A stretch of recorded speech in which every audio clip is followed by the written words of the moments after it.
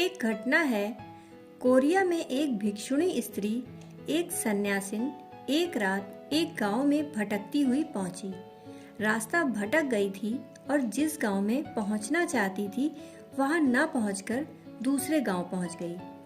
उसने जाकर एक घर का दरवाजा खटखटाया। आधी रात थी, दरवाजा खुला, लेकिन उस गांव के लोग दूसरे धर्म को मानते थे और वह भिक्षुणी दूसरे धर्म की थी। उस दरवाजे के मालिक ने दरवाजा बंद कर लिया और कहा, देवी, यह द्वार तुम्हारे लिए नहीं है। हम इस धर्म को नहीं मानते, तुम कहीं और खोज कर लो। और उसने चलते वक्त यह भी कहा कि इस गांव में शायद ही कोई दरवाजा तुम्हारे लिए खुले, क्योंकि इस गांव के लोग दूसरे ही धर्म को मानते हैं और हम तुम्हारे धर्म के दुश्मन हैं।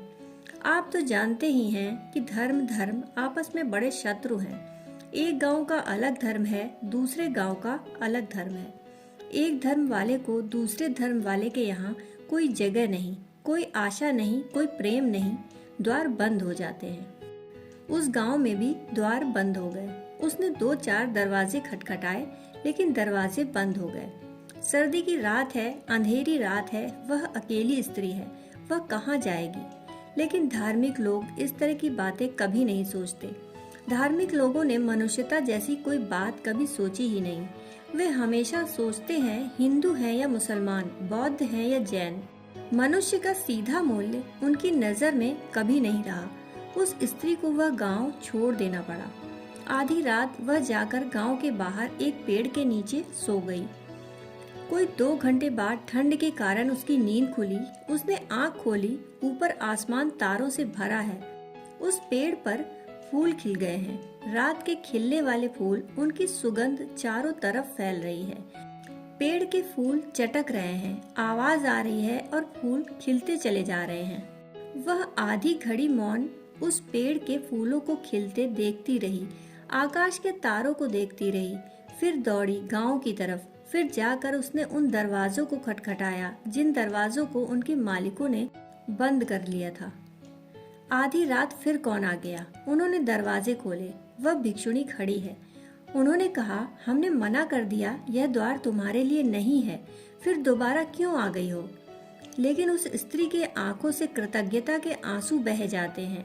उसने कहा, नहीं, अब द्वार खुलवाने नहीं आई, अब ठहरने नहीं आई, केवल धन्यवाद देने आई हूँ। अगर तुम आज मुझे अपने घर में ठहरा लेते तो रात आकाश के तारे और फूलों का चटक कर खिलना मैं देखने से वंचित ही रह जाती। मैं सिर्फ धन्यवाद देने आई हूँ कि तुम्हारी बड़ी कृपा थी कि तुमने द्वार बंद कर लिए और मैं खुले आकाश के नीचे सो सकी। तुम्हारी बड़ी कृपा थी कि तुमने घर की दीवारों से बचा लिया और खुले आकाश में मुझे भेज दिया। जब तुमने भेजा था तब तो मेरे मन को लगा था कैसे बुरे लोग हैं। अब मैं यह कहने आई हूँ कि कैसे भले लोग हैं इस गांव के। मैं धन्यवाद देने आई हूँ। परमात्मा तुम पर कृपा करें। जैसी तुमने मुझे एक अनुभव की रात दे दी, जो आनंद मैंने आज जाना है, जो फूल मैंने आज खिलते देखे हैं, जैसे मेरे भीतर भी कोई कली खिल गई हो। जैसे आज अकेली रात में आकाश के तारे देखे हैं, जैसे मेरे भीतर ही कोई आकाश स्पष्ट हो गया हो और तारे खिल गए हों। मैं उसके लिए धन्यवाद देने आई हूँ। तुम्हारे गांव के लोग बहुत भले हैं। परिस्थिति कैसी है इस पर कुछ निर्भर नहीं करता। हम परिस्थिति को कैसे लेते हैं इस पर सब कुछ निर्भर करता है। तब तो राह पर पड़े हुए पत्थर भी सीढ़ियां बन जाते हैं और जब हम परिस्थितियों को गलत ढंग से लेने के आदी हो जाते हैं तो सीढ़ियां भी राह में पड़े पत्थर के समान मालूम पड़ने लगती हैं। जिनसे रास्ता रुकता है, पत्थर सीढ़ी बन सकते हैं, सीढ़ियां पत्थर मालूम हो सकती हैं, अवसर दुर्भाग्य मालूम हो सकते हैं। हम कैसे लेते हैं, हमारी देखने की दृष्टि क्या है, हमारी पकड़ क्या है, जीवन के प्रति हमारा दृष्टिकोण क्या है, हम कैसे जीवन को लेते हैं और कैसे देखते हैं। आशा भर कर जीवन को देखें। साधक अगर निराशा से जीवन को देखेगा तो गति नहीं कर सकता। आशा से भरकर जीवन को देखें, धैर्य से अनंत धैर्य जीवन को देखें। यदि हम अधैर्य और निराशा से भरकर जीवन को देखेंगे तो हम एक कदम भी आगे नहीं बढ़ सकते।